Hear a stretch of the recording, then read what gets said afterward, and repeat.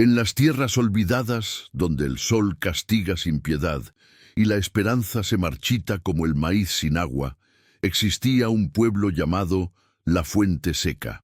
Las montañas lo rodeaban como guardianes silenciosos de secretos antiguos, y entre sus calles polvorientas, la miseria caminaba de la mano con la superstición. Era el año de 1912, cuando los hombres aún creían que ciertos lugares guardaban maldiciones más viejas que la memoria de los abuelos. Las mujeres bordaban sus rebozos mientras murmuraban oraciones, y los niños aprendían desde la cuna a temer la gruta del silencio, ese agujero negro en la ladera de la montaña que nadie se atrevía a nombrar después del anochecer. El viento que bajaba de las cumbres traía consigo historias de espíritus vengativos y tesoros malditos. En este lugar donde la fe y el miedo se entrelazaban como las raíces de los mezquites secos, vivía Elena. Elena había conocido tiempos mejores, aunque nunca prósperos. Su rostro, surcado por 35 años de trabajos bajo el sol implacable, aún conservaba la belleza austera de las mujeres que nacen sabiendo que la vida es una batalla diaria. Sus manos, curtidas por el metate y la tierra, habían construido un hogar modesto junto a su esposo, un agricultor honesto llamado Tomás. Aquel jacal de adobe y techo de palma no era mucho, pero era suyo. Las paredes guardaban el olor del nixtamal hirviendo y las risas de su pequeño hijo, Miguelito, un niño de apenas 7 años, cuyos ojos brillaban con la inocencia que el mundo aún no había logrado arrebatarle. Elena había tejido cada día de su existencia con la esperanza de darle un futuro mejor, un futuro donde no tuviera que doblar la espalda en campos ajenos ni mendigar el agua en tiempos de sequía. Pero el destino, ese telar invisible que hila las vidas con hilos de alegría y tragedia, había decidido cortar brutalmente el tejido de su felicidad. 3 meses atrás, Tomás había salido temprano hacia los campos del norte, donde las lluvias prometían una cosecha generosa. Nunca regresó. Lo encontraron al pie de un barranco, su cuerpo destrozado entre las rocas, su carreta volcada, los bueyes dispersos por la ladera. Los hombres del pueblo hablaban de un accidente, de ruedas defectuosas y caminos traicioneros. Pero Elena había visto la expresión en sus rostros cuando bajaron el cuerpo envuelto en mantas. Había algo que no decían, algo que sus miradas esquivas ocultaban. Algunos susurraban que Tomás había sido visto discutiendo acaloradamente con el señor Ramiro días antes de su muerte. Pero nadie se atrevía a acusar abiertamente al hombre más poderoso de la Fuente Seca, el señor Ramiro Cortés. Era la sombra que se extendía sobre el pueblo como la de un buitre sobre la carroña. Dueño de la mayoría de las tierras, prestamista sin escrúpulos, su figura corpulenta se movía por las calles con la arrogancia de quien sabe que posee el destino de los demás en sus manos gordas y enjolladas. Su bigote espeso ocultaba una boca acostumbrada a pronunciar sentencias disfrazadas de favores. Sus ojos pequeños, hundidos en un rostro rojizo por el mezcal y la gula, calculaban constantemente el valor de las personas y las cosas. Vestía trajes oscuros que contrastaban obscenamente con la pobreza circundante, y llevaba siempre un bastón de ébano con empuñadura de plata, no por necesidad, sino como símbolo de su autoridad. En su presencia, los hombres bajaban la mirada y las mujeres apretaban sus rebozos contra el pecho, como si el simple contacto visual pudiera contaminarlas con su codicia. Una semana después del entierro de Tomás, cuando Elena apenas comenzaba a navegar el océano infinito de su dolor, Ramiro apareció en su puerta. No tocó, simplemente empujó la entrada como quien entra en una propiedad que ya considera suya. Su presencia llenó el pequeño jacal con un aire pesado, viciado. Elena, que estaba preparando atole para Miguelito, sintió cómo su corazón se contraía en el pecho. El hombre extrajo de su chaqueta un documento amarillento, manchado por el tiempo, y lo desplegó sobre la mesa de madera desgastada con un gesto dramático. «Lamento tu pérdida, Elena», dijo con una voz melosa que no alcanzaba a ocultar su satisfacción. «Pero los negocios son los negocios. Tu difunto esposo me debía 300 pesos.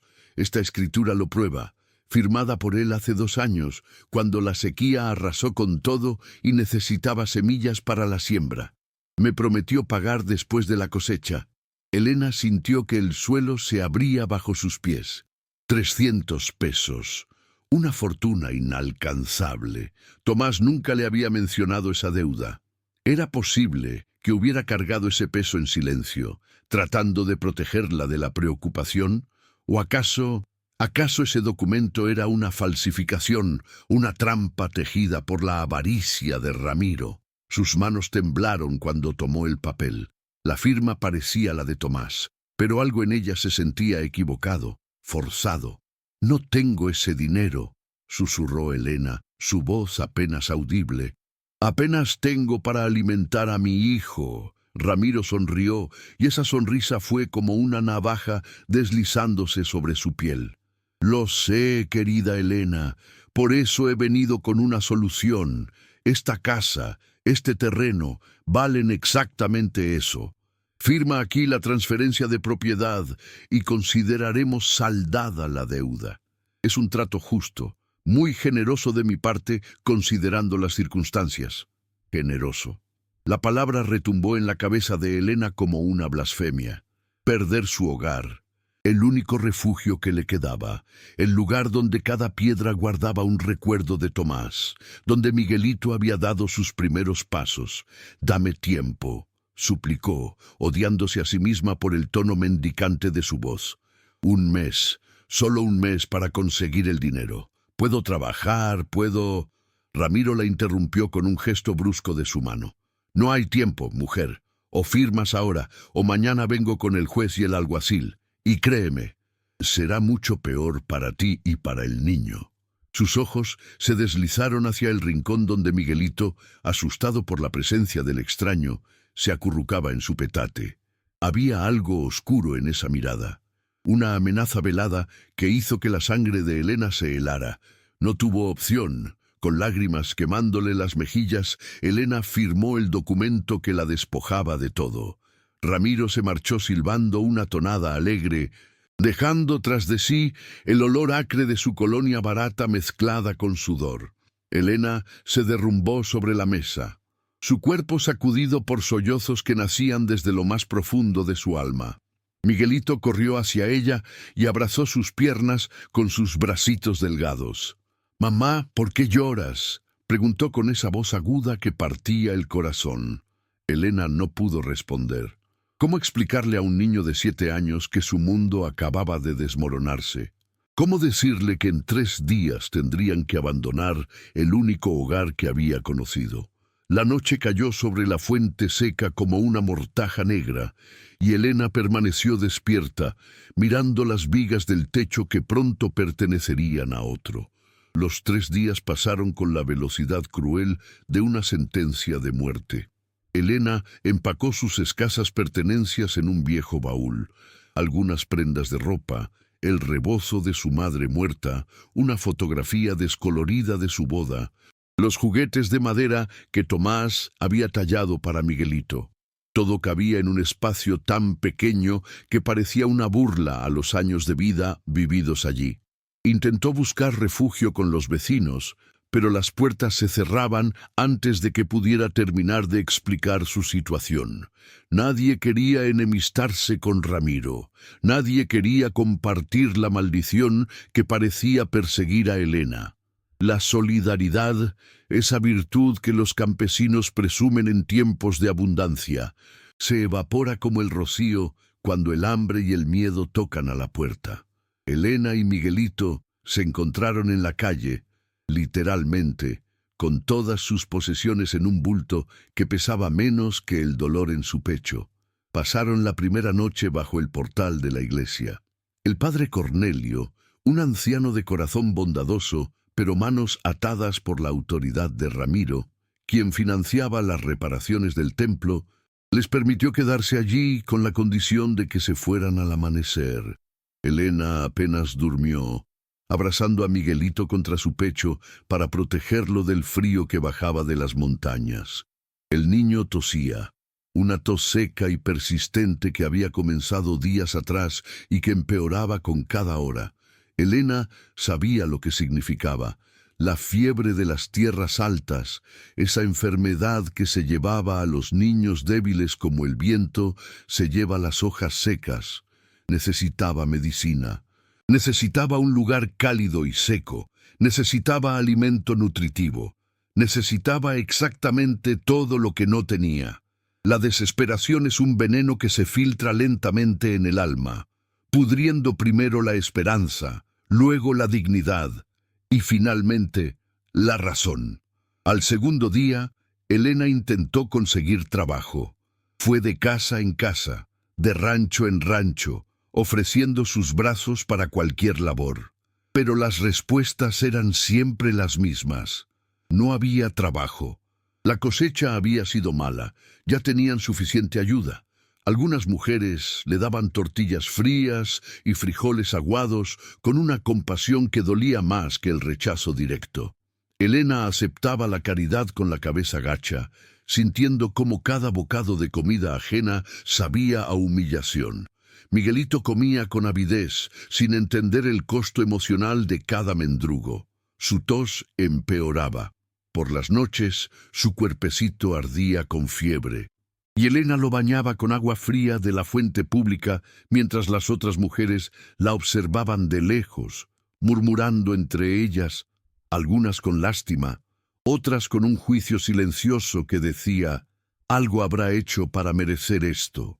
El tercer día, Elena comprendió que no podría sobrevivir en el pueblo. Ramiro se había asegurado de que nadie la ayudara. Su influencia era total. Además, cada vez que lo veía pasar en su caballo, sintiendo su mirada posesiva sobre ella, un escalofrío de terror recorría su espalda. Sabía lo que venía después.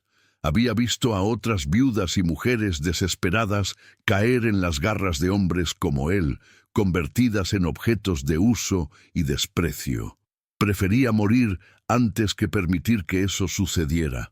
Pero no podía permitir que Miguelito muriera. Esa noche, mientras el niño dormitaba inquieto en un callejón oscuro, tosiendo sangre que manchaba el rebozo con el que Elena lo cubría, ella tomó una decisión.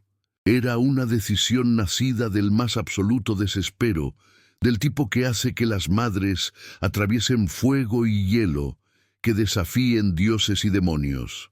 Si no había lugar para ella entre los vivos, buscaría refugio en el reino de los muertos, la gruta del silencio. El nombre resonaba en su mente como una campana fúnebre.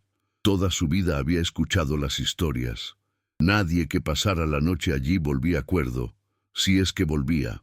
Se decía que un antiguo bandido había escondido su tesoro robado en las profundidades de la cueva antes de ser ahorcado, y que su espíritu atormentado custodiaba el botín por toda la eternidad. Se decía que la gruta era una puerta al inframundo, que las voces de los muertos susurraban desde sus paredes húmedas. Se decía que quien entraba podía escuchar su propia muerte llamándolo por su nombre. Los ancianos prohibían a los jóvenes acercarse siquiera a 1 kilómetro del lugar. Incluso los animales evitaban esa zona de la montaña. Pero Elena ya no tenía miedo de fantasmas o maldiciones. El verdadero horror era ver a su hijo morir de frío y enfermedad en una calle que antes había sido su hogar. Cuando la medianoche cayó sobre la fuente seca y las últimas luces se apagaron en las ventanas, Elena cargó a Miguelito envuelto en su rebozo y comenzó a caminar hacia la montaña. Sus pies descalzos pisaban el camino de tierra con una determinación que nacía de no tener absolutamente nada que perder. La luna era apenas una delgada hoz en el cielo, proporcionando poca luz, pero Elena conocía el camino. Lo había visto desde lejos toda su vida, siempre con temor reverencial. Ahora lo recorría con la mirada fija al frente, ignorando las sombras que danzaban entre los mezquites y los ruidos nocturnos del desierto. Coyotes aullaban en la distancia. Búhos lanzaban sus gritos proféticos. El viento llevaba un olor extraño, como a tierra removida y agua estancada. Elena apretó a Miguelito contra su pecho y continuó ascendiendo. No había vuelta atrás. La boca de la gruta del silencio se abrió ante ella como las fauces de alguna bestia primordial. Era más grande de lo que había imaginado, un agujero irregular de casi 3 metros de altura, rodeado de rocas afiladas que parecían dientes. De su interior emanaba un aire frío y húmedo que contrastaba con el calor del desierto nocturno. Elena se detuvo en el umbral, su corazón latiendo con tal fuerza que podía escucharlo en sus oídos. Por un momento, todo su ser le gritó que huyera, que buscara otro lugar, cualquier lugar. Pero Miguelito tosió débilmente en sus brazos, y ese sonido fue suficiente para empujarla hacia adelante. Entró en la oscuridad absoluta de la gruta, sus ojos tardando largos segundos en adaptarse. El suelo era de tierra compacta mezclada con piedras. Las paredes rezumaban humedad, y en el fondo, casi imperceptible, Elena podía escuchar el goteo constante de agua, como un reloj marcando los segundos en la eternidad. Encontró un rincón relativamente seco, extendió su rebozo sobre el suelo y acostó a Miguelito con toda la ternura que le quedaba. El niño apenas abrió los ojos, su frente ardiendo con fiebre. «Duerme, mi amor», susurró Elena, acariciando su cabello húmedo de sudor. «Aquí estaremos a salvo, todo va a estar bien». Mintió con la naturalidad de una madre que haría cualquier cosa por darle paz a su hijo, aunque fuera una paz construida sobre falsedades. Luego se acurrucó junto a él, rodeándolo con su cuerpo para darle calor. Y en ese momento, en la profundidad de una cueva prohibida, en el punto más bajo de su existencia, Elena cerró los ojos y rogó a cualquier dios que quisiera escucharla. No pidió riquezas ni venganza, solo pidió una oportunidad, un camino, una señal de que su vida y la de su hijo aún tenían algún propósito en este mundo cruel e indiferente. El sueño, cuando finalmente llegó, fue fragmentado y poblado de pesadillas. Elena soñó con Tomás, cayendo eternamente por el barranco, sus gritos resonando sin fin. Soñó con Ramiro convirtiéndose en un buitre gigante que arrancaba pedazos de carne de su cuerpo mientras ella permanecía paralizada. Soñó con Miguelito disolviéndose en sus brazos como arena entre los dedos. Pero fue otro sueño, o quizás no fue un sueño en absoluto, el que la arrancó de ese tormento. Una voz, clara, distinta, imposible de ignorar. No venía de ninguna dirección específica, sino que parecía emanar de las propias piedras, del aire mismo, vibrando en sus huesos. Elena, decía la voz, y había en ella una cualidad atemporal, ni masculina, ni femenina, ni joven, ni vieja, como si todas las voces del mundo se hubieran fundido en una sola. «Elena, despierta, escucha». Los ojos de Elena se abrieron de golpe en la oscuridad absoluta, su corazón galopaba en su pecho. Había sido real, o su mente, fracturada por el dolor y el miedo, comenzaba a crear alucinaciones.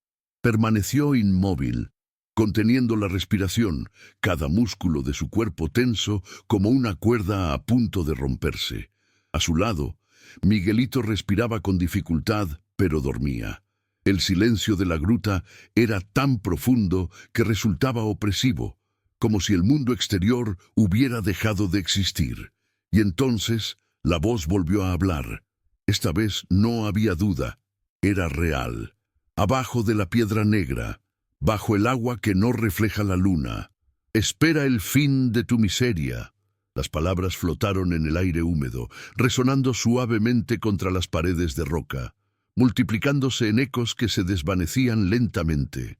Elena sintió cómo el miedo primitivo, ese terror ancestral hacia lo desconocido, trepaba por su columna vertebral. «¿Quién? ¿Quién eres?», logró susurrar Elena, su voz quebrándose. El silencio que siguió fue tan largo que pensó que no habría respuesta.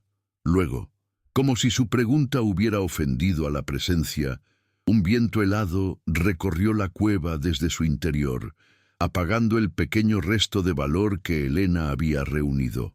La voz no respondió directamente a su pregunta, sino que continuó. «Los que sufren injusticia encuentran aquí su respuesta. Los que buscan con desesperación encuentran aquí su camino, pero también encuentran su precio».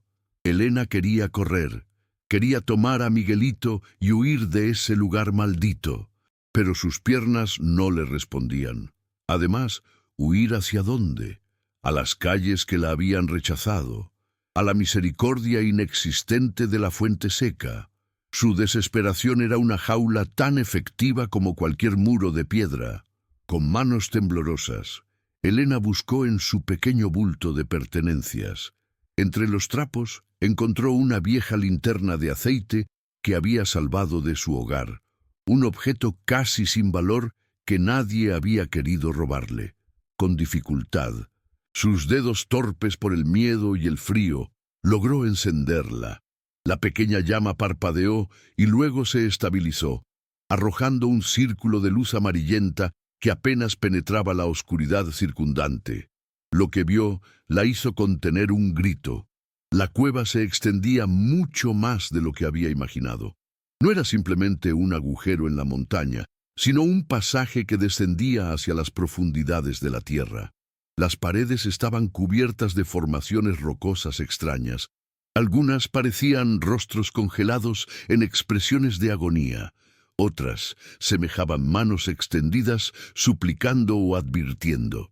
Y en el suelo, a unos 20 metros de donde ella estaba, había una depresión natural donde se acumulaba agua.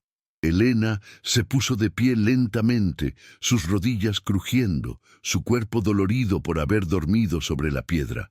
Miró a Miguelito, que seguía sumido en un sueño febril, y tomó la decisión de investigar. Si iba a morir en este lugar, al menos moriría sabiendo qué era lo que la había llamado. Sosteniendo la linterna al frente como un escudo contra la oscuridad, comenzó a avanzar hacia la poza de agua. Cada paso resonaba en la cueva con un sonido hueco que parecía viajar kilómetros en todas direcciones. El aire se volvía más frío y húmedo a medida que descendía. Podía escuchar ahora más claramente el goteo del agua, un ritmo constante y hipnótico que parecía contar los latidos de un corazón gigantesco enterrado en la montaña. Gotas heladas caían desde el techo invisible de la caverna, golpeándola en la cabeza y los hombros, empapándola gradualmente. Cuando Elena llegó al borde de la poza, levantó la linterna para examinar el agua. Era oscura, casi negra, su superficie perfectamente quieta como un espejo de obsidiana. No podía ver el fondo, no podía determinar su profundidad. El reflejo de la luz de su linterna bailaba sobre la superficie, creando patrones hipnóticos. «Bajo el agua que no refleja la luna», había dicho la voz. En efecto, aquí abajo, en las entrañas de la tierra, ninguna luz lunar podría alcanzar este lugar. Elena se arrodilló al borde de la poza, colocó la linterna sobre una roca y se inclinó para mirar más de cerca. El agua estaba helada. Podía sentir el frío emanando de ella. Y entonces vio algo que hizo que su corazón se detuviera por un instante. En el fondo, apenas visible en las profundidades turbias, había un brillo metálico. Algo estaba allí abajo, algo que reflejaba la luz de su linterna con un destello dorado que no podía ser natural. «Un tesoro», susurró Elena para sí misma, sintiendo cómo la incredulidad y una esperanza peligrosa comenzaban a germinar en su pecho. Las leyendas eran ciertas. El bandido había existido. Su botín estaba aquí, pero con esa realización vino también el terror. Si las leyendas sobre el tesoro eran verdad, ¿qué más de las historias era real? ¿El espíritu vengativo? ¿La maldición que caía sobre quien robaba lo que no le pertenecía? Elena extendió una mano temblorosa hacia el agua, tocando apenas la superficie con la punta de sus dedos. Estaba tan fría que quemaba. Retiró la mano rápidamente, frotándosela contra su vestido. Necesitaba pensar. Necesitaba evaluar la situación con calma, aunque cada fibra de su ser gritaba que tomara lo que había ahí abajo y huyera. El destello dorado la llamaba como un canto de sirena, prometiendo la salvación que tanto necesitaba. Se sentó sobre sus talones, mirando fijamente el agua negra. Su mente trabajaba a toda velocidad. Si había oro ahí abajo, suficiente oro, podría pagar cualquier deuda, real o inventada. Podría conseguir medicina para Miguelito. Podría comprar una casa nueva, lejos de la fuente seca, lejos de Ramiro y su crueldad. Podría darle a su hijo la vida que Tomás había soñado para él. Todo estaba al alcance de su mano, literalmente bajo sus pies. Pero la voz había dicho algo más. También encuentran su precio. ¿Qué precio? ¿Qué querría a cambio la presencia que habitaba esta gruta? Elena pensó en todas las historias de pactos con entidades oscuras que había escuchado desde niña. Pensó en las almas vendidas al diablo, en los deseos concedidos que se convertían en maldiciones. Pero luego pensó en Miguelito tosiendo sangre, en su cuerpecito ardiendo de fiebre, en la certeza de que sin ayuda moriría en cuestión de días. ¿Cuál es el precio?, preguntó Elena en voz alta, su voz resonando en la caverna vacía. Dímelo, sea lo que sea, lo pagaré. Solo dame una oportunidad de salvar a mi hijo. Las palabras salieron de ella con una desesperación que era casi física, un dolor tan intenso que se manifestaba en cada sílaba. Esperó una respuesta, pero ninguna voz respondió. Solo el silencio y el goteo interminable del agua. Elena sintió cómo las lágrimas comenzaban a rodar por sus mejillas. Estaba hablándole al vacío, a las piedras, a su propia locura. No había tesoro, no había salvación, solo había una mujer rota, sentada en una cueva maldita, esperando milagros de fantasmas que no existían. Se cubrió el rostro con las manos y lloró con sollozos profundos que sacudían todo su cuerpo. Lloró por todo lo que había perdido, por todo lo que nunca tendría, por la injusticia absoluta de su existencia. Pero entonces, mientras sus lágrimas caían sobre el agua negra, algo cambió. La superficie del agua comenzó a moverse, no con ondas causadas por el viento o por sus lágrimas, sino con un movimiento propio, como si algo respirara debajo. Elena levantó la mirada, limpiándose los ojos con el dorso de la mano. Observó fascinada y aterrorizada cómo el agua comenzaba a descender lentamente, drenándose hacia algún lugar invisible, revelando gradualmente lo que yacía en el fondo. No era una poza profunda como había pensado, sino relativamente superficial, tal vez medio metro de profundidad, y mientras el agua desaparecía, absorbida por la tierra como si la montaña misma estuviera bebiendo, Elena vio con absoluta claridad lo que el destello dorado había sido. En el fondo lodoso, parcialmente enterrado, yacía un objeto envuelto en tela podrida. De él sobresalía el extremo de lo que parecía ser una llave de hierro antigua, y junto a ella, asomando entre el barro, había algo que brillaba con un color amarillo inconfundible. Elena permaneció paralizada durante lo que pareció una eternidad, observando cómo el último resto de agua desaparecía con un sonido de succión que resonaba obscenamente en el silencio de la gruta.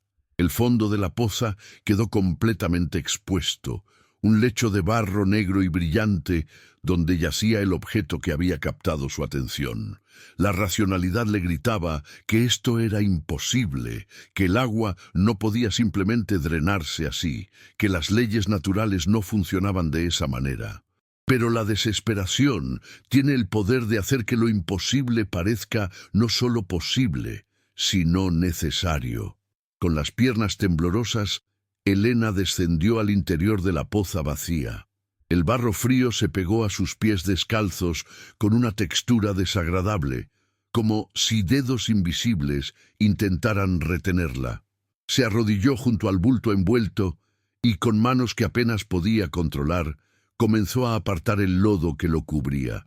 La tela que envolvía el objeto se deshizo al contacto, desintegrándose en pedazos podridos que olían a humedad antigua y a algo más, algo metálico y desagradable que le recordó a la sangre seca.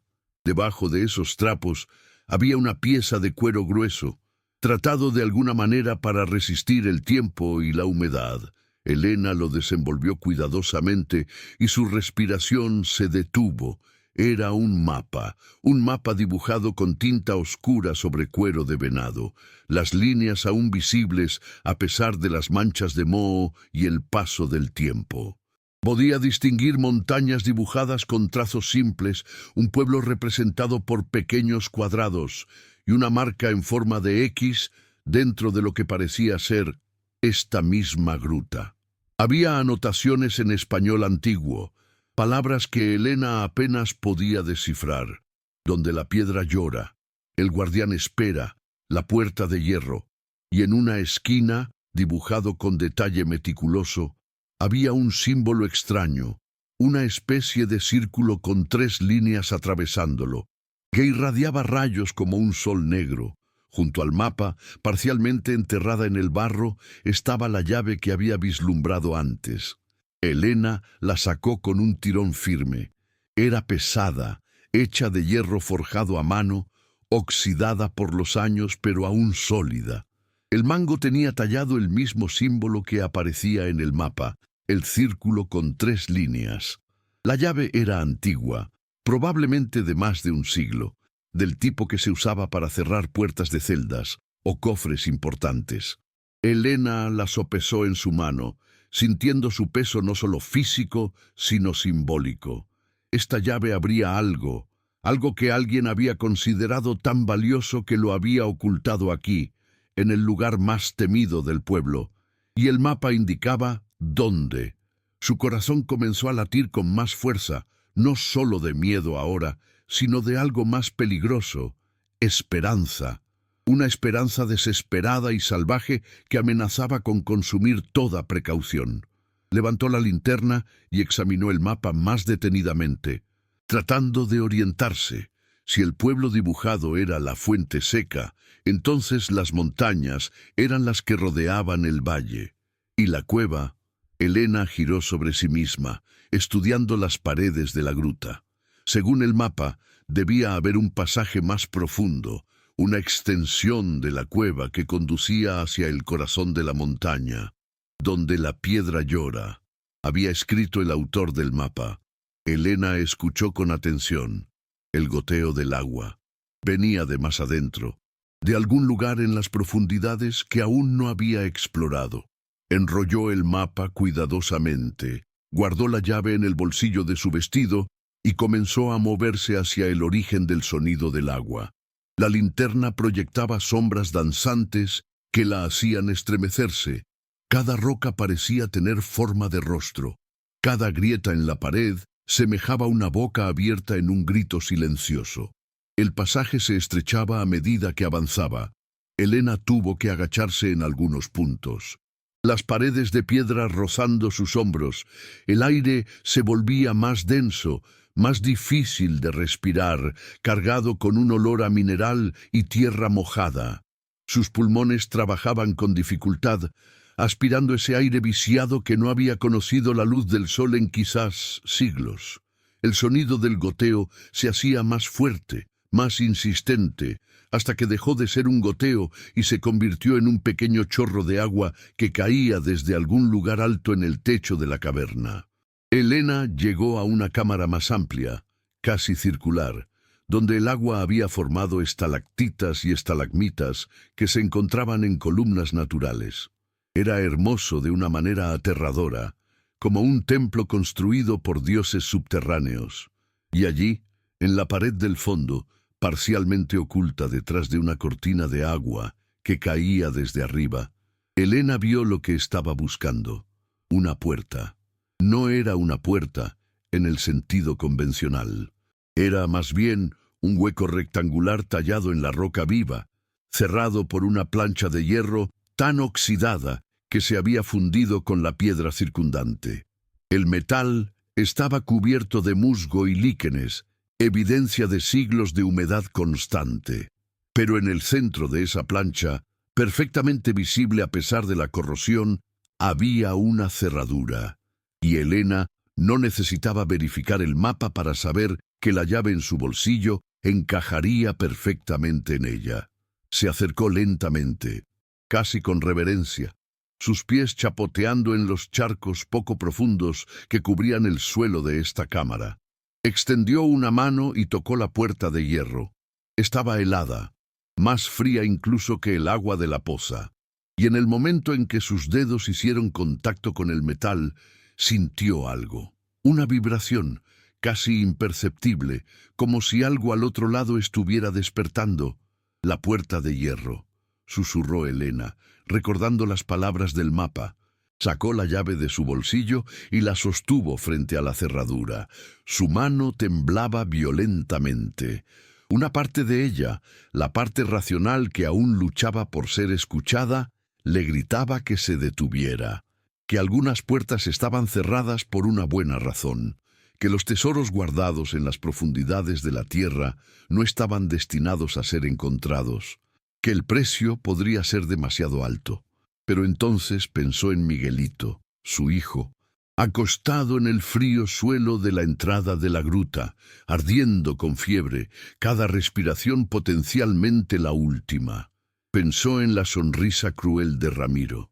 Pensó en las puertas cerradas de su pueblo. Pensó en todas las veces que había hecho lo correcto, que había sido obediente, temerosa de Dios, respetuosa de las leyes y las tradiciones, y como todo eso no había servido para nada cuando la desgracia llamó a su puerta. «Que sea lo que Dios quiera», dijo Elena, aunque en su corazón sabía que estaba a punto de cruzar un umbral que tenía poco que ver con Dios y mucho que ver con fuerzas más antiguas y oscuras. Insertó la llave en la cerradura. Encajó perfectamente, como si hubiera sido hecha ayer y no hace un siglo. Por un momento no pasó nada. Luego, con un chirrido metálico que resonó como un grito en la cámara cerrada, Elena giró la llave. El mecanismo de la cerradura, milagrosamente aún funcional, a pesar del óxido y el tiempo, se dio con un clic definitivo que sonó como una sentencia. La puerta de hierro tembló, polvo antiguo cayendo de sus bordes. Elena empujó con todo su peso. Al principio la puerta resistió, y por un momento pensó que no se abriría, que todo esto había sido una cruel broma del destino. Pero entonces, con un gemido prolongado que parecía emanar de las entrañas mismas de la montaña, la puerta comenzó a moverse. Se abrió hacia adentro, revelando una oscuridad que parecía más profunda, más absoluta que cualquier oscuridad que Elena hubiera conocido. Era una oscuridad que parecía tener sustancia, densidad, como si pudiera tocarla. El aire que salió de la cámara sellada era viejo, rancio, olía a polvo de siglos y a algo dulzón y podrido que hizo que Elena tuviera arcadas.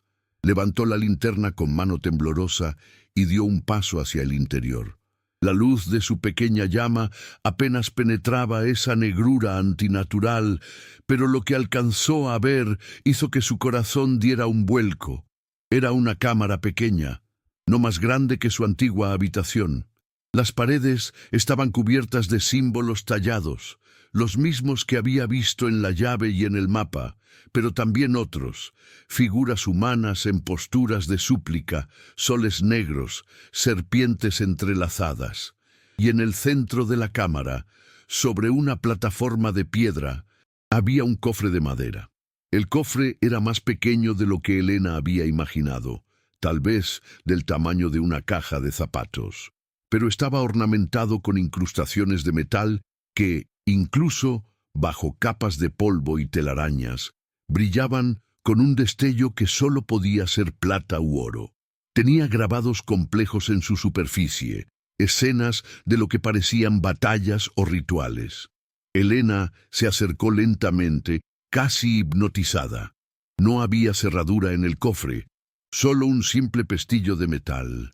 Después de todo lo que había pasado, después de la voz misteriosa, del agua que se drenó mágicamente, de la llave antigua y la puerta sellada, el tesoro final estaba en una caja sin cerrar. Parecía demasiado fácil, parecía una trampa, pero Elena había llegado demasiado lejos para detenerse ahora. Su mano se extendió hacia el pestillo, y en ese preciso momento escuchó algo que congeló la sangre en sus venas. Pasos. Pasos que venían desde la entrada de la gruta, haciendo eco por los pasajes de piedra, acercándose inexorablemente. Elena se quedó completamente inmóvil, su mano suspendida a centímetros del pestillo del cofre, su respiración contenida hasta que sus pulmones ardieron pidiendo aire. Los pasos resonaban cada vez más cerca, pesados, deliberados, acompañados del sonido inconfundible de botas contra la piedra. No eran los pasos ligeros de un niño, ni los cuidadosos de alguien que exploraba con temor. Eran los pasos de alguien que sabía exactamente a dónde iba, de alguien que caminaba con la confianza de quien se siente dueño del espacio que pisa. Y Elena, con un horrible presentimiento que se materializaba como veneno en su estómago, supo exactamente quién era. Ramiro. Había seguido su rastro. Tal vez había puesto a alguien a vigilarla, o tal vez simplemente había intuido que una mujer desesperada buscaría refugio en el único lugar donde nadie más se atrevería a ir. La pregunta de cómo había llegado hasta aquí era menos importante que la certeza aterradora de lo que haría cuando la encontrara. ¡Elena! La voz de Ramiro retumbó por los túneles de la gruta como el rugido de una bestia, amplificada y distorsionada por los ecos, hasta convertirse en algo casi inhumano. «Sé que estás aquí, mujer. Vi tu luz. ¿Creías que podrías esconderte de mí en esta posilga maldita?» Había algo en su tono que iba más allá de la simple búsqueda. Había emoción, casi euforia. Él también había visto las leyendas. Él también conocía las historias del tesoro. Y si Elena estaba aquí, en las profundidades de la gruta del silencio, solo podía significar una cosa: el tesoro era real. Elena miró desesperadamente a su alrededor, buscando alguna salida, algún lugar donde esconderse. Pero la cámara era pequeña y no tenía otra entrada que la puerta de hierro por la que había entrado. Estaba atrapada. Su única posible salvación era lo que contenía ese cofre frente a ella. Con movimientos frenéticos, Elena levantó el pestillo y abrió la tapa del cofre. Las bisagras antiguas chirriaron suavemente y ella contuvo un grito de frustración mezclado con asombro al ver lo que había dentro. No eran montones de oro ni joyas relucientes como en las historias de piratas que le contaba su padre cuando era niña. En cambio, el cofre contenía algo mucho más práctico y, en cierto sentido, más valioso. Había monedas, sí, pero no tantas como para llamarlas una fortuna. Tal vez 2 docenas de monedas de oro antiguas, españolas a juzgar por los grabados que alcanzaba a distinguir, y algunas de plata. Pero lo que realmente captó su atención fueron los documentos. Papeles enrollados y atados con cordel descolorido, algunos sellos de cera aún visibles en sus extremos. Elena tomó uno con manos temblorosas y lo desenrolló parcialmente. Era una escritura de propiedad, fechada en 1847, escrita en español formal y elaborado. Los pasos de Ramiro estaban ahora en la cámara de las columnas de agua. Elena podía escuchar su respiración pesada, jadeante por el esfuerzo de haber descendido por los pasajes estrechos de la gruta. «¿Dónde estás, pequeña viuda?», cantó con voz burlona. «No seas tonta, comparte lo que hayas encontrado y tal vez te deje quedarte con una pequeña parte. Podríamos llegar a un acuerdo, tú y yo. La insinuación en su voz era tan repugnante como su aliento alcohólico. Elena sintió náuseas, pero forzó su mente a concentrarse en los documentos. Desenrolló rápidamente otro y luego otro. Eran escrituras, contratos, títulos de propiedad. Y mientras sus ojos recorrían los nombres escritos con tinta descolorida, su corazón comenzó a latir con una fuerza diferente.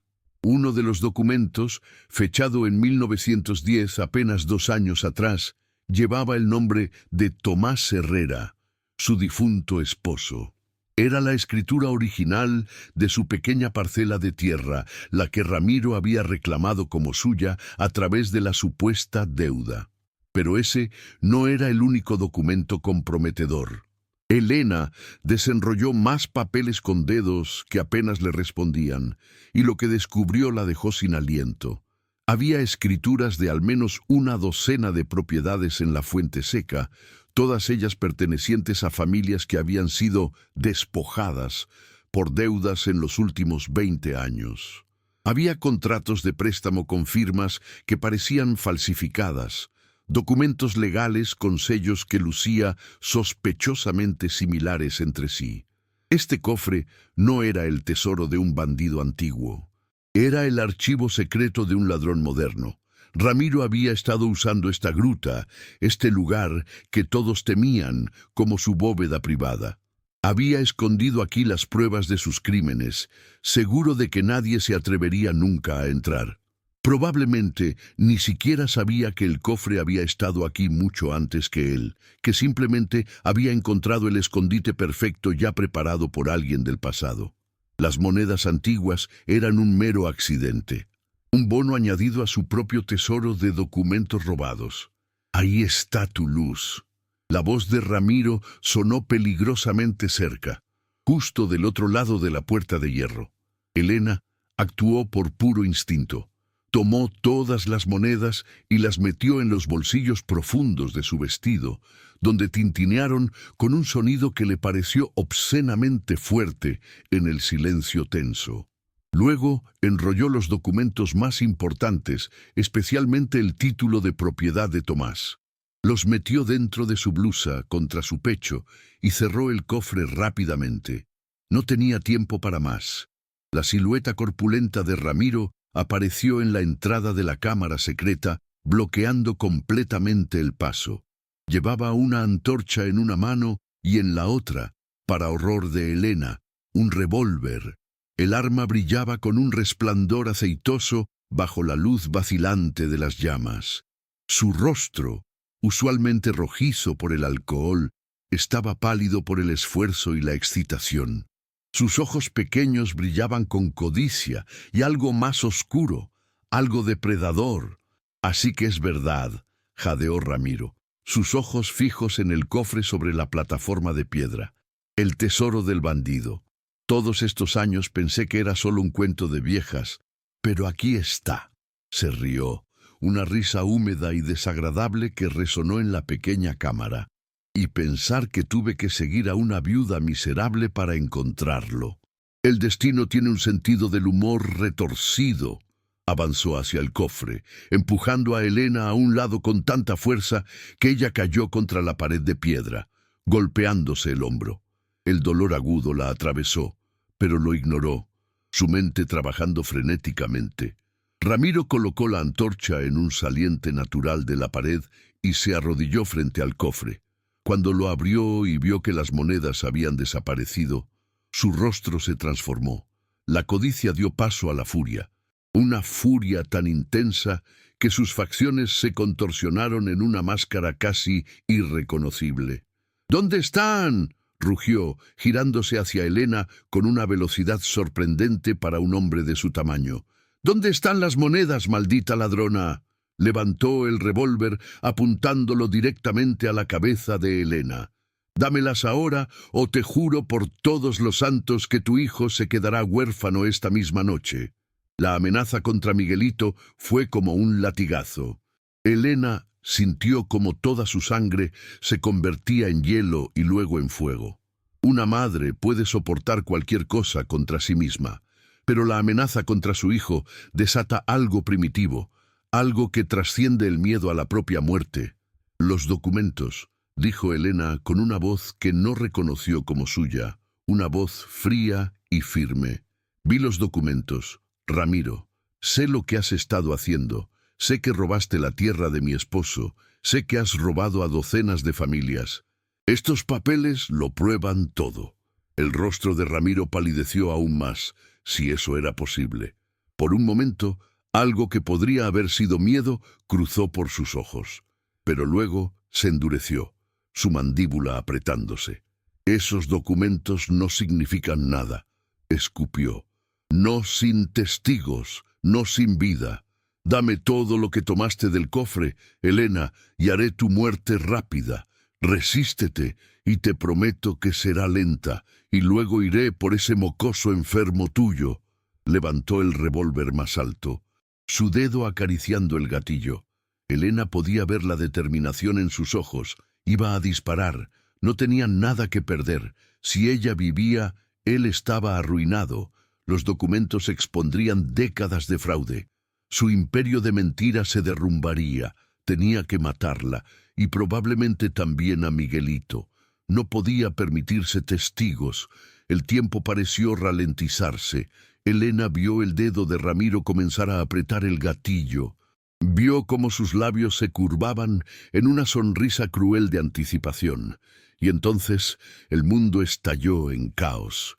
Un estruendo ensordecedor llenó la cámara, tan fuerte que Elena sintió como si sus tímpanos fueran a reventar. Pero no era el disparo del revólver. Era algo mucho más grande, mucho más terrible. El suelo bajo sus pies comenzó a temblar violentamente. Polvo y pequeñas piedras comenzaron a caer del techo. Las paredes de la cámara crujieron con un sonido como de huesos rompiéndose. Un terremoto, pensó Elena primero, pero esto no se sentía como los temblores ocasionales que sacudían la región. Esto se sentía intencional. Ramiro bajó el arma, sus ojos agrandándose con terror mientras miraba hacia arriba. Una grieta apareció en el techo de la cámara, expandiéndose rápidamente como una telaraña. «¿Qué demonios?», comenzó a decir, pero sus palabras fueron ahogadas por otro estruendo.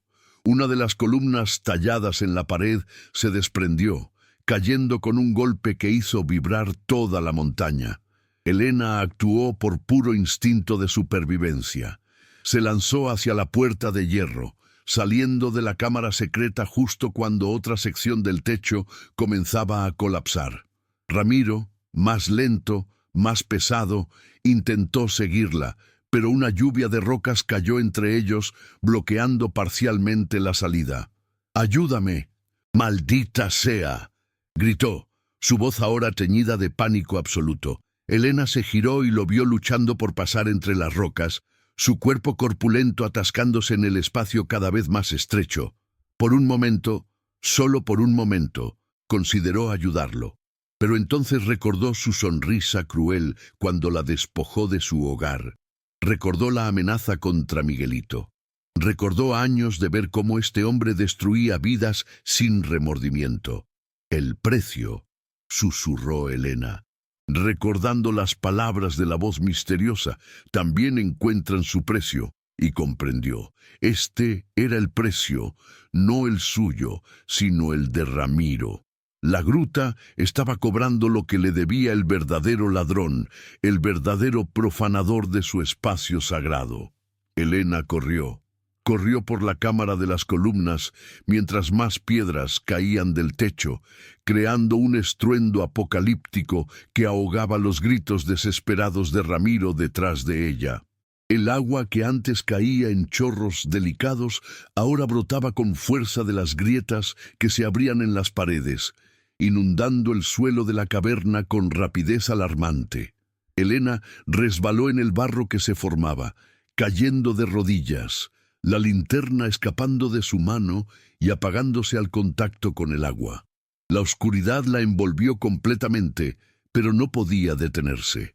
Se arrastró a tientas, sus manos palpando la piedra húmeda, buscando la dirección del pasaje por el que había venido.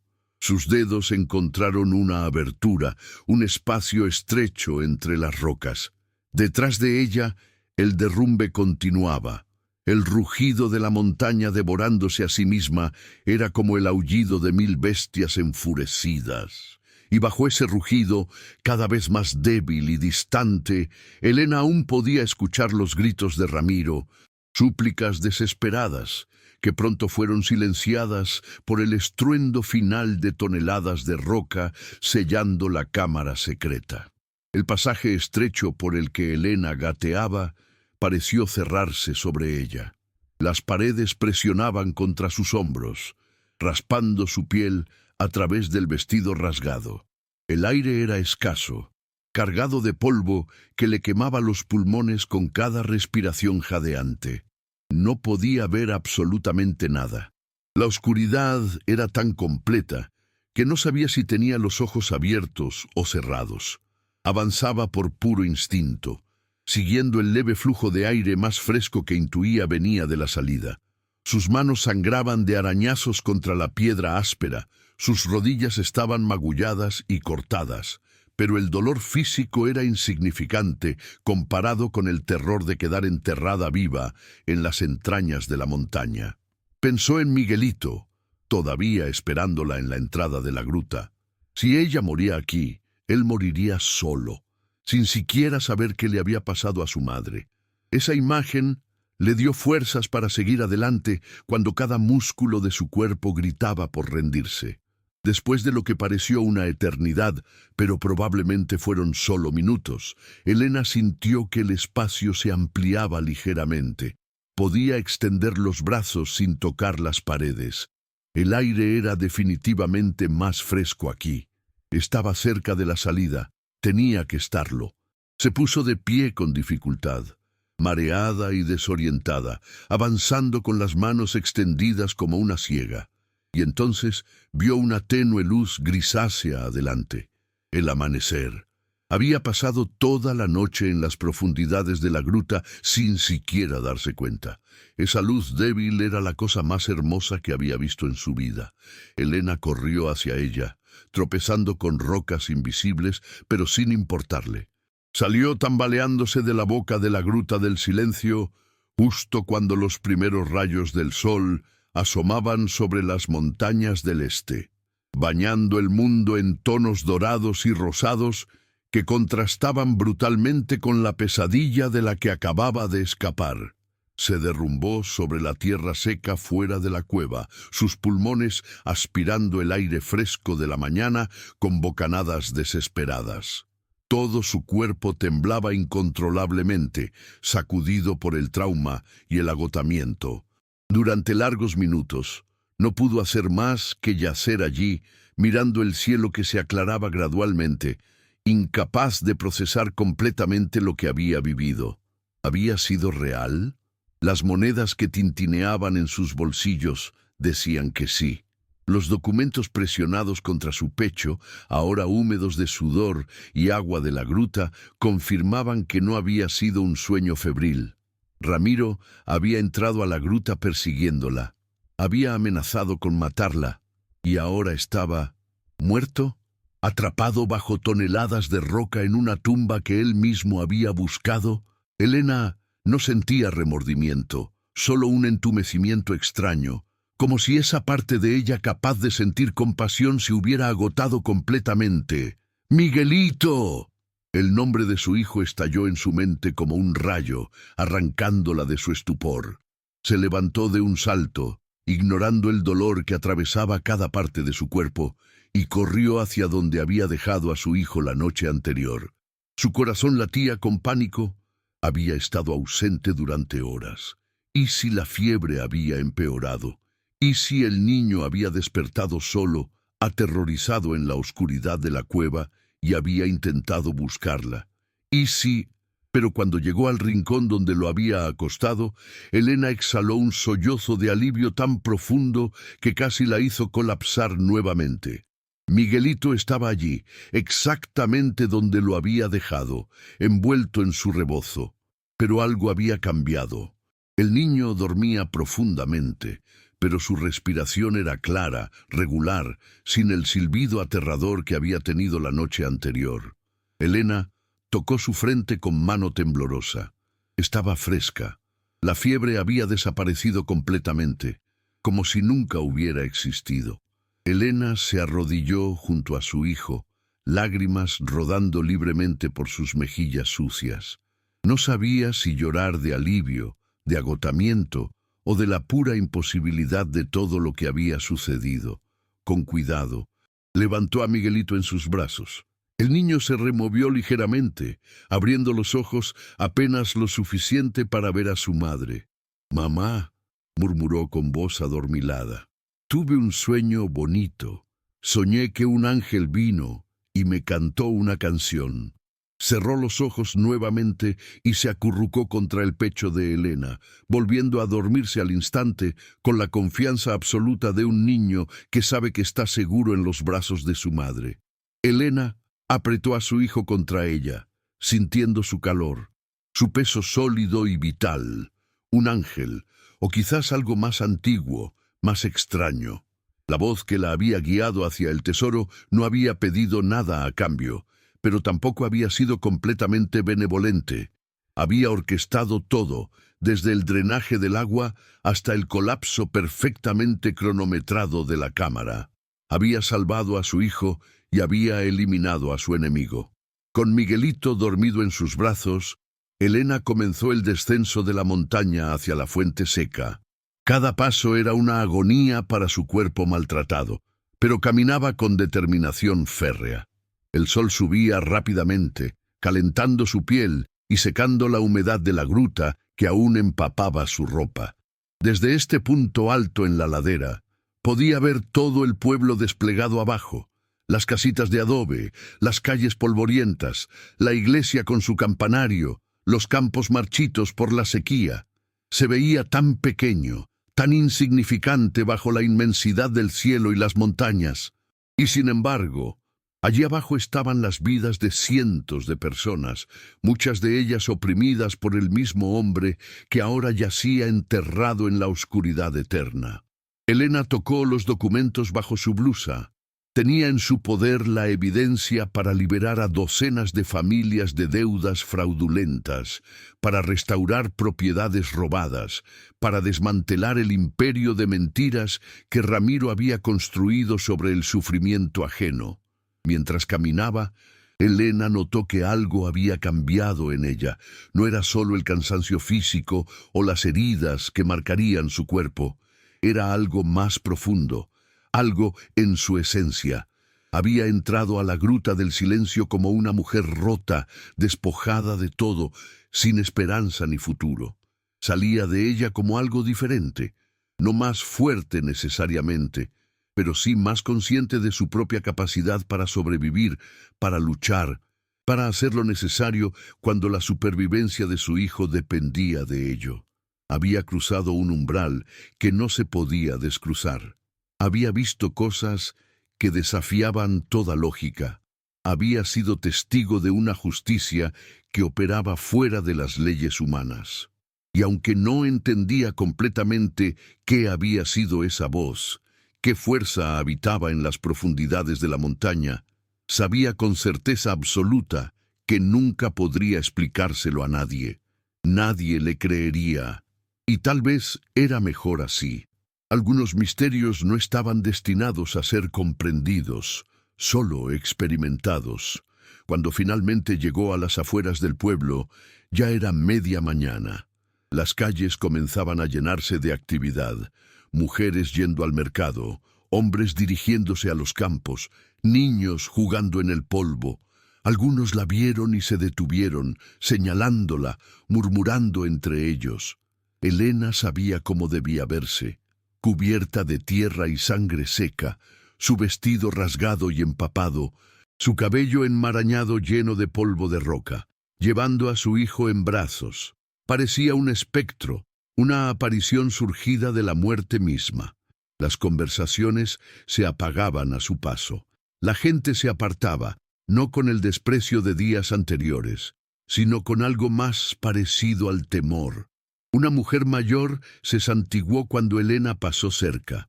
Un niño se escondió detrás de las faldas de su madre. Pero Elena no se detuvo ni bajó la mirada.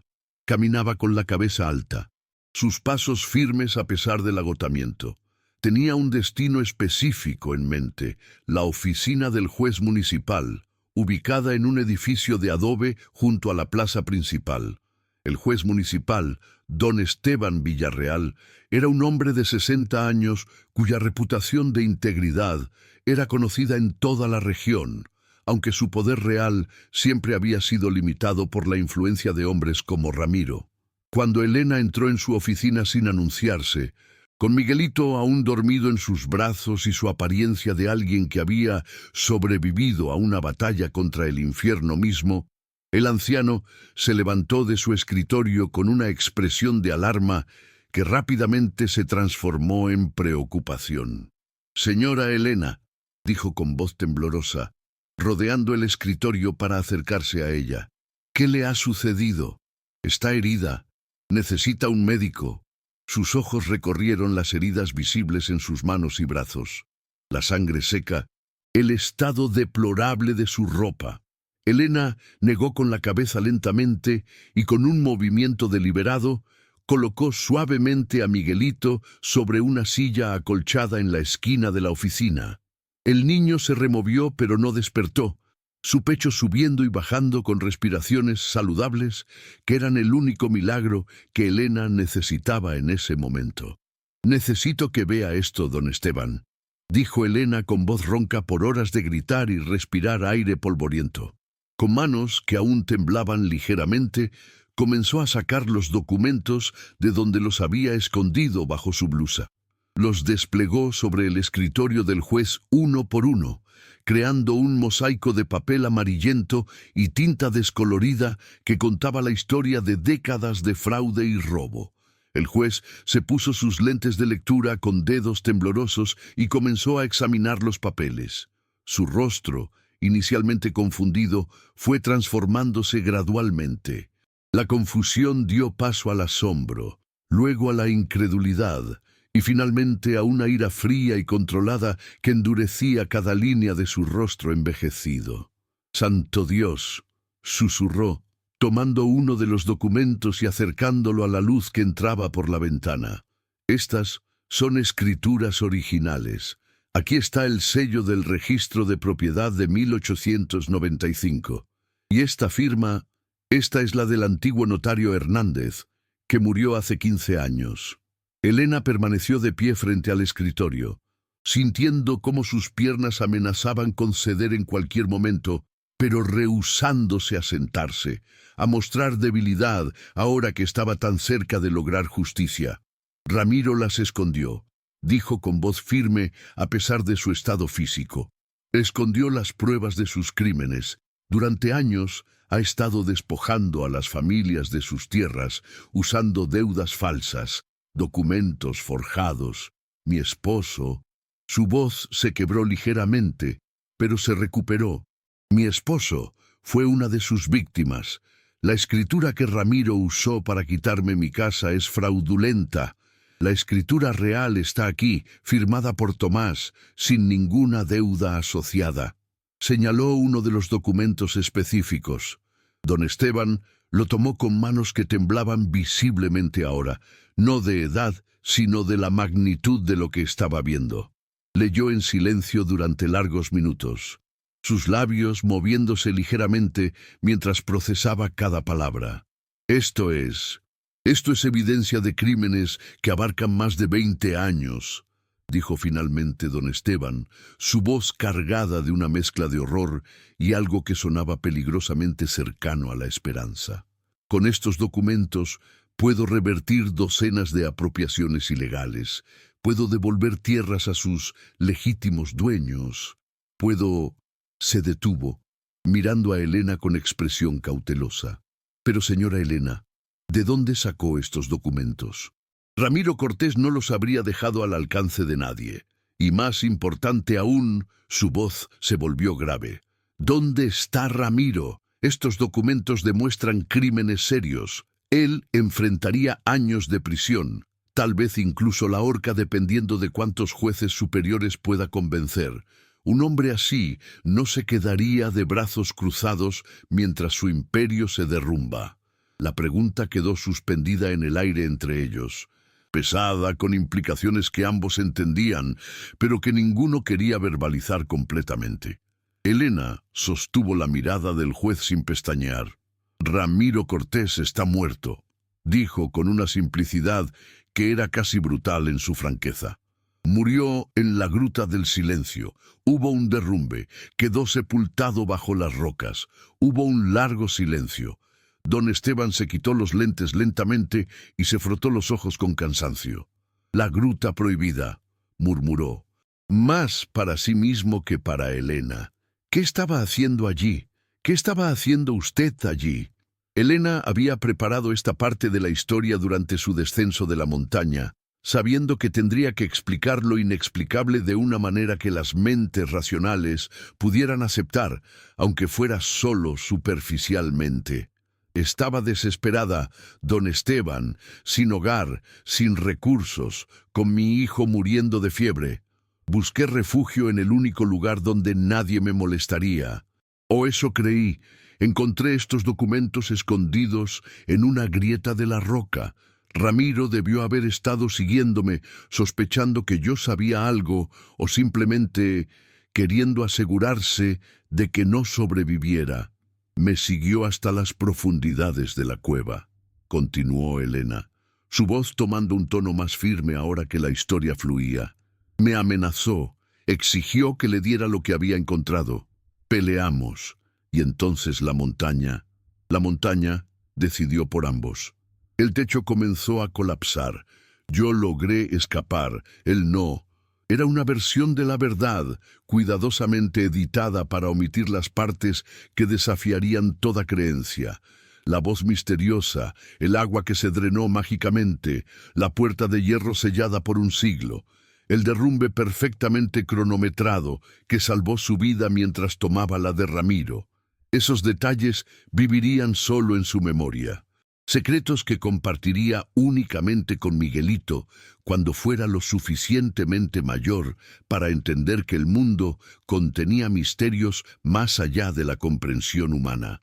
Don Esteban la estudió durante un largo momento, sus ojos perspicaces buscando signos de engaño, pero encontrando solo la mirada directa de una mujer que había sobrevivido a lo imposible. «Tendrá que hacer una declaración formal», dijo finalmente el juez, aunque su tono sugería que no esperaba encontrar inconsistencias significativas en su historia. «Necesitaré enviar a algunos hombres a la gruta para verificar su relato sobre Ramiro». Helena asintió, sabiendo que encontrarían exactamente lo que ella había descrito. Toneladas de roca bloqueando los pasajes profundos, haciendo imposible cualquier rescate o recuperación del cuerpo. La Gruta del Silencio había reclamado su ofrenda, y nadie en el pueblo se atrevería a excavar demasiado profundo en ese lugar maldito.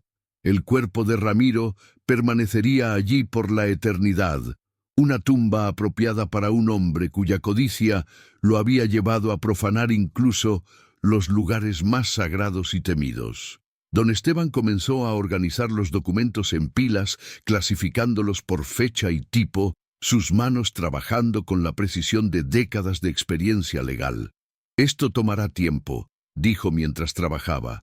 Pero con estos documentos puedo comenzar el proceso de restitución inmediatamente». «Su propiedad, señora Helena», continuó don Esteban, levantando específicamente la escritura de la tierra de Tomás, «será la primera en ser restaurada. De hecho, dado que la transferencia a Ramiro fue claramente fraudulenta y él nunca llegó a tomar posesión oficial antes de su fallecimiento, técnicamente la propiedad nunca dejó de ser suya. Puede regresar a su hogar hoy mismo si lo desea». Las palabras deberían haber traído alivio, alegría incluso. Pero Helena solo sintió un cansancio tan profundo que parecía penetrar hasta sus huesos. Su hogar. Podía volver a su hogar. Las paredes que guardaban los recuerdos de Tomás, el pequeño jardín donde Miguelito había jugado, el techo que los había protegido de las tormentas. Todo eso sería suyo nuevamente, pero sabía que nunca sería lo mismo. Las sombras de lo que había sucedido la seguirían por siempre. Cada vez que mirara hacia la montaña, recordaría la gruta del silencio y los secretos que guardaba. Cada vez que tocara las monedas de oro escondidas en sus bolsillos, sentiría el peso de una deuda que no sabía si alguna vez podría pagar. «Hay más que necesita saber», dijo Elena, sacando las monedas de oro de sus bolsillos y colocándolas sobre el escritorio junto a los documentos. Tintinearon contra la madera con un sonido que parecía demasiado alegre para la gravedad del momento. «Encontré estas también. Son antiguas. Probablemente valen una fortuna. No sé si legalmente me pertenecen o si deberían ir al gobierno o...» Don Esteban tomó una de las monedas, examinándola bajo la luz. Era una moneda española de oro, fechada en 1780 con el perfil del rey Carlos III, perfectamente preservado a pesar de más de un siglo enterrado en la humedad de la cueva. «Tesoro encontrado en tierra sin dueño específico», murmuró el juez, más para sí mismo que para Elena. «Técnicamente pertenece al descubridor bajo la ley mexicana, aunque podría haber complicaciones si alguien reclama». Se detuvo y miró a Elena. Realmente la miró por primera vez desde que había entrado en su oficina. Vio a una mujer que había perdido todo, que había sido empujada al borde del abismo y que había luchado con uñas y dientes para sobrevivir. «Nadie va a reclamar nada», dijo don Esteban con una firmeza que no admitía argumentos. «Oficialmente, estas monedas serán registradas como parte de un pequeño ahorro que su difunto esposo había guardado y que usted encontró entre sus pertenencias. Suficientemente valioso para ayudarla a comenzar de nuevo, pero no tanto como para atraer atención no deseada. ¿Me entiende, señora Elena?» Ella asintió, comprendiendo perfectamente. El juez estaba protegiéndola. No solo porque era lo correcto, sino porque probablemente entendía, aunque no lo dijera en voz alta, que había más en esta historia de lo que Elena estaba contando. «Ahora», continuó don Esteban, adoptando un tono más práctico, «necesita ver a un médico para esas heridas, y su hijo, aunque parece estar mejor, debería ser examinado también. Yo me encargaré de comenzar el procesamiento de estos documentos. En una semana, tal vez 2, tendremos las órdenes judiciales necesarias para comenzar las restituciones. Será un escándalo, sin duda, pero será un escándalo necesario». Elena recogió las monedas, sintiéndolas pesadas en sus manos, no por su peso físico, sino por lo que representaban. Una segunda oportunidad, un futuro para Miguelito, la posibilidad de una vida más allá de la mera supervivencia. «Gracias, don Esteban», dijo con sinceridad profunda, «no solo por esto, sino por creerme, por no hacer preguntas que sabe que no puedo responder completamente». El juez sonrió tristemente, un gesto que envejecía su rostro aún más. «He vivido lo suficiente para saber que hay cosas en este mundo, especialmente en estas tierras antiguas, que desafían la explicación racional. La gruta del silencio ha sido temida por generaciones por una razón. Si usted sobrevivió a una noche allí, si su hijo fue sanado misteriosamente de una fiebre que debería haberlo matado, si Ramiro Cortés encontró su fin en las profundidades de ese lugar maldito, bueno, hay quienes dirían que es justicia divina, hay quienes dirían que es otra cosa. Yo simplemente digo que el universo tiene maneras de equilibrar las cuentas que nosotros, simples mortales, no siempre comprendemos». Elena tomó a Miguelito en sus brazos nuevamente. El niño se despertó esta vez, parpadeando con confusión ante el entorno desconocido. «¿Dónde estamos?» «Mamá», preguntó con su vocecita clara, libre del silbido enfermizo que había tenido días antes. «Estamos arreglando las cosas, mi amor», respondió Elena, besando su frente. «Vamos a volver a casa». Cuando salieron de la oficina del juez al sol brillante de la mañana, Elena sintió los ojos de todo el pueblo sobre ella. Las noticias viajaban rápido en la Fuente Seca, y ya corrían rumores sobre su aparición espectral, sobre su visita al juez, sobre la ausencia notable de Ramiro Cortés. Pero esta vez, cuando la gente la miraba, Elena no veía desprecio o lástima. Veía algo diferente: cautela, respeto, incluso un toque de miedo. Había salido de la gruta del silencio, un lugar del que nadie se esperaba que alguien regresara. Eso la marcaba como alguien especial, alguien tocado por fuerzas más allá de la comprensión normal, alguien con quien era mejor no meterse. Caminó por las calles polvorientas hacia su antigua casa, sin saber si podría simplemente entrar o si Ramiro había dejado guardias o nuevos ocupantes. Pero cuando llegó, encontró la pequeña estructura de adobe exactamente como la había dejado. La puerta cerrada, pero no con llave. Empujó la entrada y entró, y fue como si el tiempo se hubiera detenido. Todo estaba donde lo había dejado: la mesa, el metate, las mantas dobladas. Incluso el olor familiar de su hogar permanecía en el aire. Ramiro nunca había llegado a ocupar la propiedad, demasiado ocupado persiguiendo a Elena hacia su destino en la montaña. Elena colocó a Miguelito en su viejo petate, y el niño, exhausto por los eventos de las últimas 24 horas, aunque no entendiera completamente qué había sucedido, se acurrucó con su juguete de madera favorito y cerró los ojos. Elena se sentó en el suelo junto a él, su espalda contra la pared de adobe, y por primera vez en días sintió algo parecido a la paz.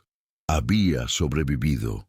Contra todas las probabilidades, contra fuerzas humanas y sobrenaturales, había sobrevivido y había protegido a su hijo.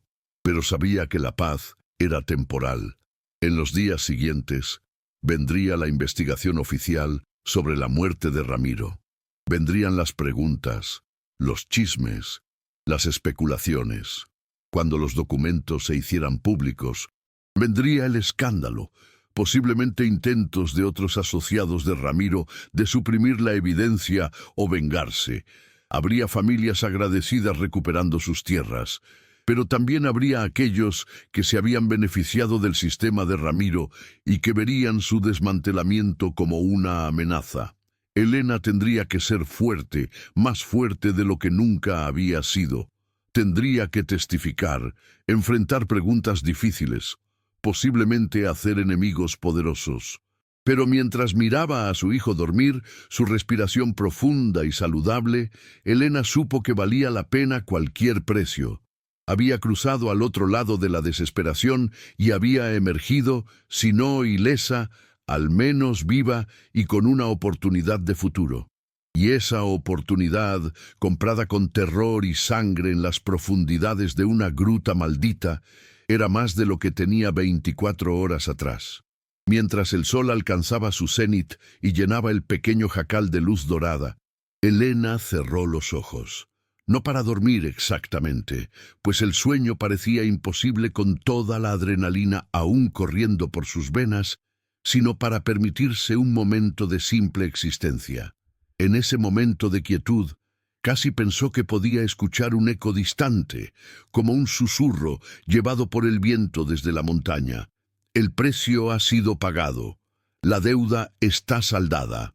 Abrió los ojos rápidamente, mirando alrededor de la habitación vacía, pero no había nadie más que ella y Miguelito.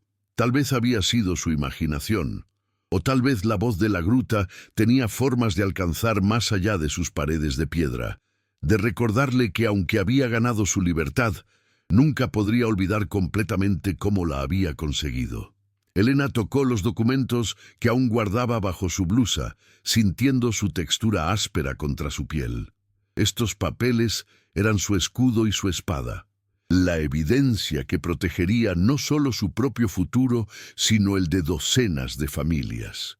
Las semanas que siguieron transformaron la Fuente Seca de maneras que nadie habría podido predecir. Don Esteban trabajó con diligencia meticulosa, verificando cada documento, cada firma, cada sello. Convocó a un juez de distrito de la ciudad más cercana para supervisar el proceso y garantizar que todo fuera legal e irreprochable. Uno por uno, las familias que habían sido despojadas fueron llamadas a su oficina y se les presentó la evidencia de que sus tierras les habían sido robadas fraudulentamente. Hubo lágrimas, incredulidad, júbilo. El viejo Mateo Rodríguez, que había perdido su rancho hacía 15 años, y desde entonces trabajaba como peón en la tierra que una vez fue suya, se arrodilló en el piso de la oficina del juez y lloró como un niño cuando le devolvieron la escritura original.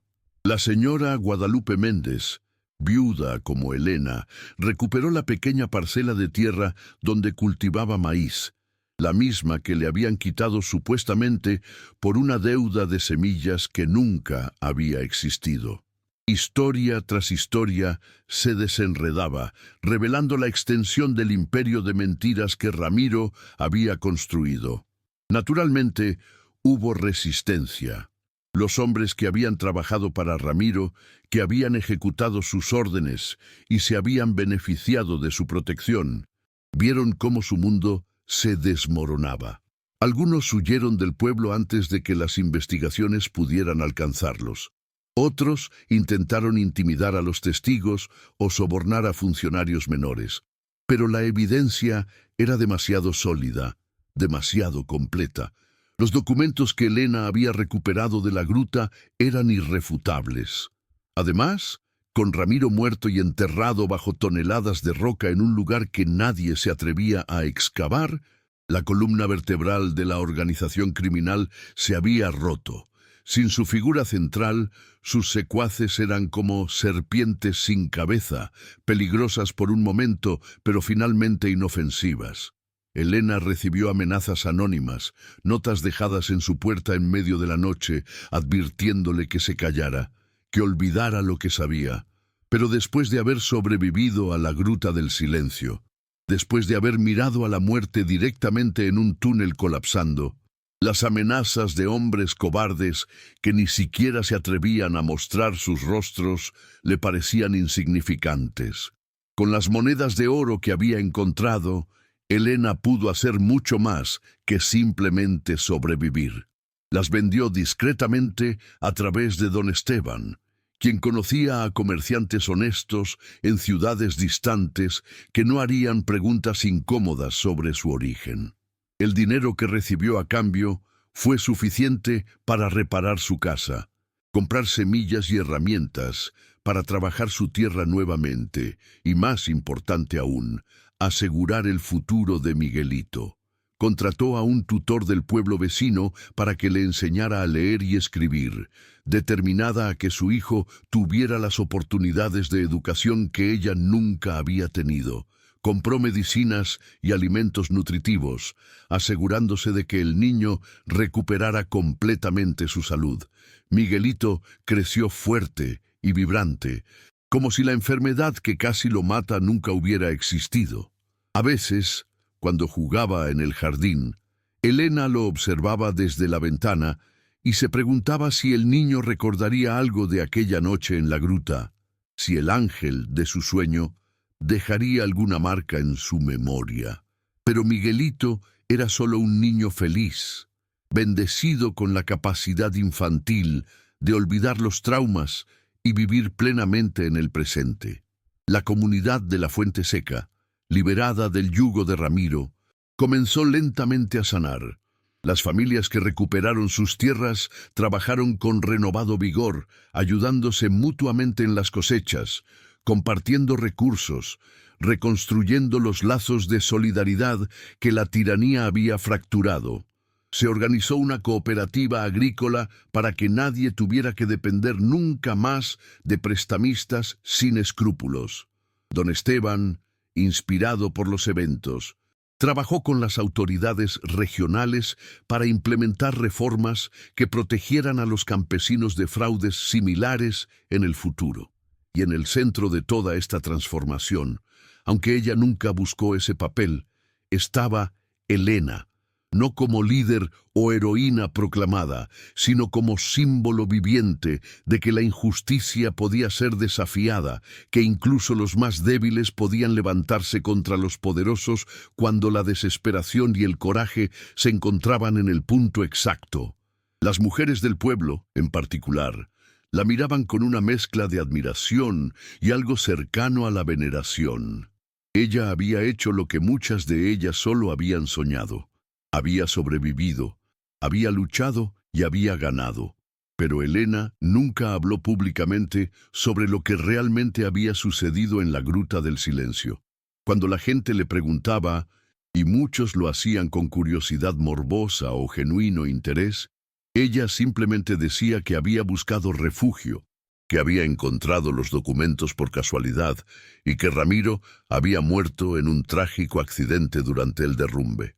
Los detalles más oscuros, las verdades más extrañas, permanecieron guardadas en lo más profundo de su corazón.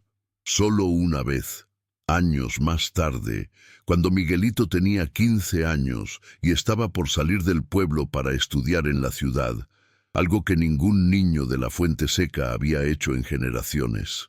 Helena le contó la historia completa. Le habló de la voz en la oscuridad, del agua que se drenó mágicamente, de la puerta de hierro y la cámara secreta, del derrumbe perfectamente cronometrado que salvó su vida mientras tomaba la de su enemigo. Miguelito la escuchó en silencio, sus ojos oscuros indescifrables, y cuando ella terminó, simplemente asintió. «Lo sé, mamá», dijo suavemente. «Siempre lo supe. El ángel de mi sueño me lo contó todo». A veces, en noches particularmente claras, Helena salía de su casa y miraba hacia la montaña, donde la boca de la Gruta del Silencio era apenas visible como una mancha oscura en la ladera rocosa. Nunca volvió allí y nunca lo haría. No necesitaba hacerlo, pero sentía una conexión con ese lugar, un entendimiento de que había algo antiguo y poderoso que habitaba en las profundidades de la tierra, algo que operaba según sus propias leyes incomprensibles para los mortales. ¿Era un espíritu? ¿Un dios olvidado? Simplemente la conciencia de la montaña misma. Helena no lo sabía y había dejado de intentar comprenderlo. Lo que sí sabía era que esa presencia había visto su desesperación, había respondido a su súplica y había cobrado el precio no de ella, sino de quien realmente lo debía. Era una forma de justicia que existía fuera de los tribunales y las leyes humanas, una justicia primordial que aún palpitaba en los lugares antiguos del mundo. Y aunque eso la aterraba en algunos niveles profundos, también la consolaba. Significaba que el universo no era completamente indiferente al sufrimiento humano, que había fuerzas que equilibraban las cuentas cuando las instituciones humanas fallaban. Los años pasaron y la Fuente Seca prosperó de maneras modestas pero significativas.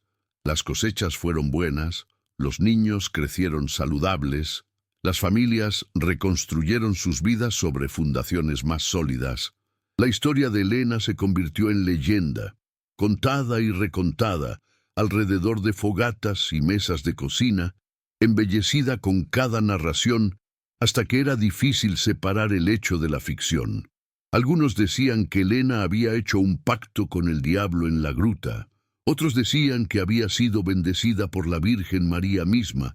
Los más viejos, que recordaban las antiguas leyendas prehispánicas, susurraban que había sido favorecida por Tlaloc, el antiguo dios de las montañas y las aguas subterráneas, que aún dormitaba en las cavernas profundas esperando ser recordado.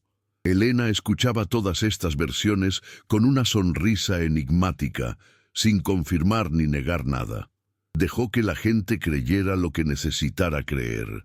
Al final, la verdad exacta importaba menos que el cambio que había provocado.